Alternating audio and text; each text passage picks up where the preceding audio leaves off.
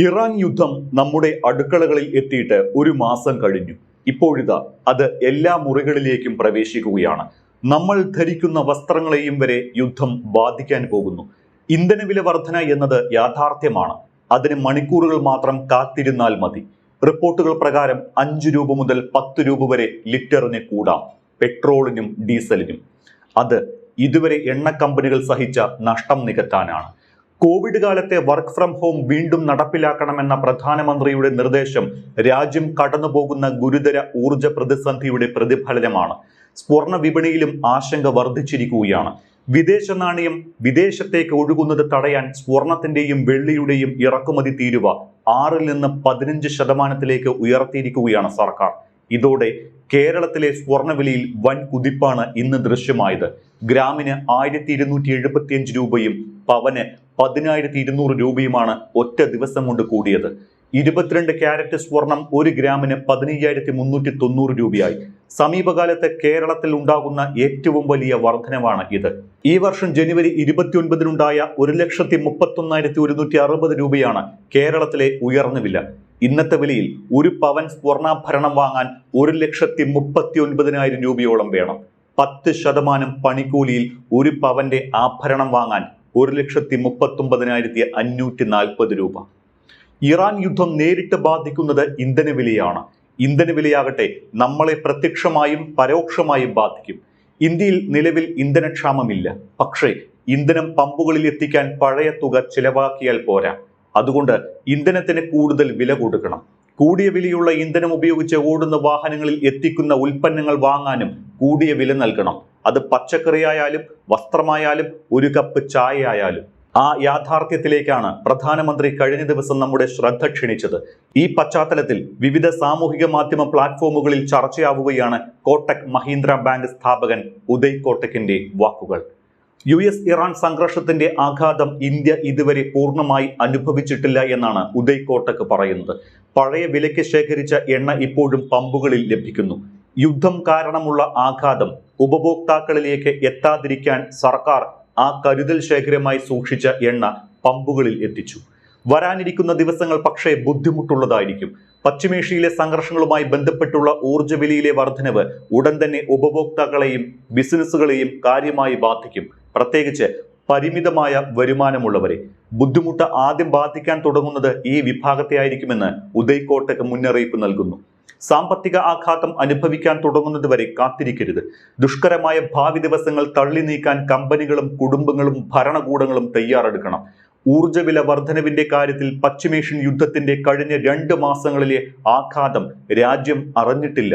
പാകിസ്ഥാൻ ഉൾപ്പെടെ പല രാജ്യങ്ങളും ഇന്ധന ചെലവ് കുറയ്ക്കാനായി ലോക്ക്ഡൌൺ ഉൾപ്പെടെ 2 മാസം മുൻപ് തന്നെ നടപ്പിലാക്കി. അത്തരം സാഹചര്യം വൈകാതെ ഇന്ത്യയിലേക്കും എത്തും, വലിയ രൂപത്തിൽ. അതാണ് ഉദയ് കോട്ടക്കിന്റെ വാക്കുകൾ.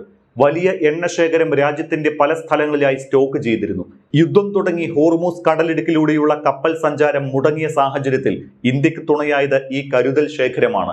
60 ദിവസത്തേക്കുള്ള സ്റ്റോക്ക് ഉണ്ടെന്ന് കേന്ദ്ര സർക്കാർ യുദ്ധത്തിന്റെ ആദ്യ ദിവസങ്ങളിൽ പറഞ്ഞു. അത് കുറഞ്ഞ വിലയിൽ വാങ്ങി ശേഖരിച്ച എണ്ണയാണ്. ആ ശേഖരം തീരുന്നു. ഇപ്പോൾ വാങ്ങുന്നതും ശേഖരിക്കുന്നതും വലിയ വില വാങ്ങിയാണ്. ആ വില കൂടുതലുള്ള ഇന്ധനം ഉപയോഗിച്ച് വാഹനം ഓടിക്കുന്നവരെ നേരിട്ടും നിത്യോപയോഗ സാധനങ്ങൾ ഉൾപ്പെടെ വാങ്ങുന്നവരെ പരോക്ഷമായും ബാധിക്കും. അതായത് ഇന്ധനത്തിനായി ആളുകൾ നേരിട്ടും കൂടുതൽ പണം നൽകണം. ദൈനംദിന അവശ്യ വസ്തുക്കൾ വാങ്ങാനും വലിയ വില നൽകണം. വില കൂടിയ ഇന്ധനത്തിലൂടെയും നിത്യോപയോഗ സാധനങ്ങളുടെ വിലക്കയറ്റത്തിലൂടെയും സമ്മർദ്ദം ഒടുവിൽ വീടുകളിൽ എത്തുമെന്ന് ഉദയ് കോട്ടക് പറയുന്നു. അനിശ്ചിതമായ ആഗോള സാഹചര്യങ്ങളിൽ ഇന്ത്യ ഒരു ആശ്വാസ മേഖല അഥവാ കംഫർട്ട് സോൺ കണ്ടെത്തി മാറി നിൽക്കരുത്. ലോകം കൂടുതൽ വിഘടിതമായി മാറുന്നതിനാൽ രാജ്യം കൂടുതൽ ജാഗ്രത പാലിക്കണം. ഇന്ത്യ തന്ത്രപരമായ നിലപാട് സ്വീകരിക്കണമെന്നും ഉദയ് കോട്ടക് പറയുന്നു. എന്റെ കാഴ്ചപ്പാടിൽ ആ ദുഷ്കര നാളുകൾ എത്തുന്നതിന് മുൻപ് അതിനെക്കുറിച്ചുള്ള ഭയത്തെ നേരിടാൻ നമ്മൾ പ്രാപ്തരാകണം. ഏറ്റവും മോശമായ സാഹചര്യങ്ങൾ നേരിടാനും നമ്മൾ തയ്യാറെടുക്കണമെന്നാണ് ഉദയ് കോട്ടക്കിന്റെ മുന്നറിയിപ്പ്. ആഗോളതലത്തിൽ അനിശ്ചിതത്വം വർദ്ധിക്കുന്ന സാഹചര്യത്തിൽ ഇന്ധനം ലാഭിക്കാനും അനാവശ്യമായ വിദേശയാത്രകൾ ഒഴിവാക്കാനും അത്യാവശ്യമല്ലാത്ത സ്വർണ്ണ വാങ്ങലുകൾ മാറ്റിവെക്കാനും പ്രധാനമന്ത്രി നരേന്ദ്രമോദി പൗരന്മാരോട് അഭ്യർത്ഥിച്ചതിന് തൊട്ടു പിന്നാലെയാണ് കോട്ടക്കിന്റെ ഈ പരാമർശങ്ങൾ. അസ്ഥിരതയുടെ ഈ കാലഘട്ടത്തിൽ ജനങ്ങൾ അവരുടെ വരുമാനത്തിനപ്പുറം ജീവിക്കുന്നത് ഒഴിവാക്കണമെന്ന വിശാലമായ സന്ദേശവും അദ്ദേഹം നൽകുന്നുണ്ട്. ഒരു രാജ്യത്തിന് ചെയ്യാൻ കഴിയുന്ന ചില ലളിതമായ കാര്യങ്ങളുണ്ട്.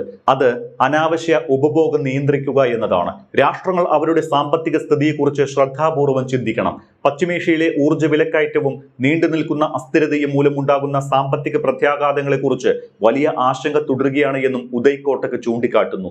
നയരൂപീകരണക്കാർ, സാമ്പത്തിക വിദഗ്ധർ, ബിസിനസ് നേതാക്കൾ എന്നിവർക്കിടയിൽ വർദ്ധിച്ചു വരുന്ന ആശങ്കയാണ് ഉദയ് കോട്ടക്കിന്റെ മുന്നറിയിപ്പിൽ പ്രതിഫലിക്കുന്നത്.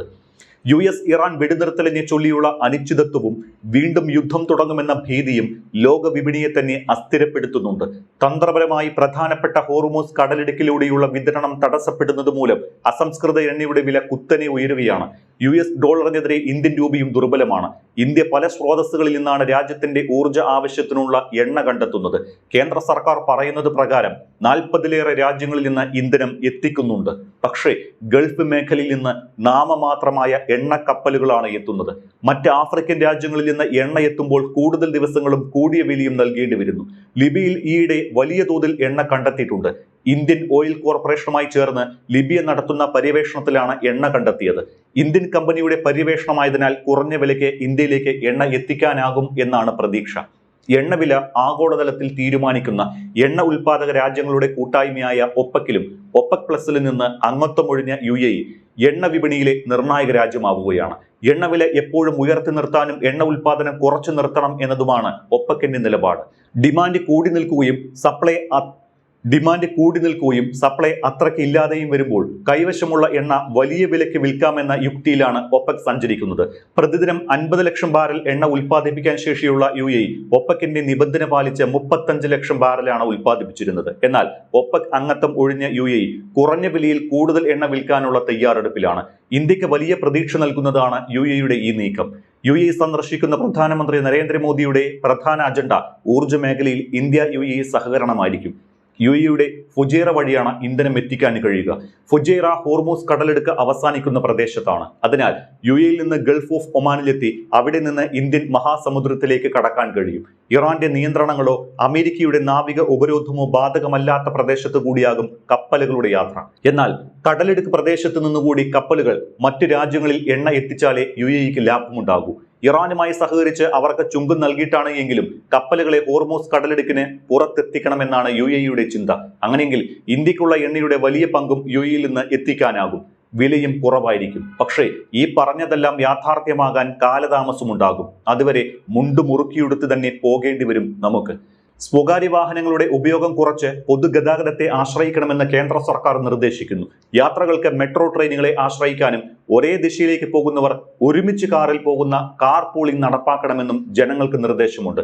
ചെലവ് കുറയ്ക്കാൻ ആഹ്വാനം ചെയ്ത പ്രധാനമന്ത്രി തന്നെ ഭരണതലത്തിൽ ചെലവ് ചുരുക്കൽ നടപടികൾക്ക് തുടക്കമിട്ടിരിക്കുന്നു. തന്റെ ഔദ്യോഗിക സുരക്ഷാ വാഹന വ്യൂഹത്തിലെ വാഹനങ്ങളുടെ എണ്ണം പകുതിയായി കുറയ്ക്കാൻ പ്രധാനമന്ത്രി നിർദ്ദേശം നൽകി.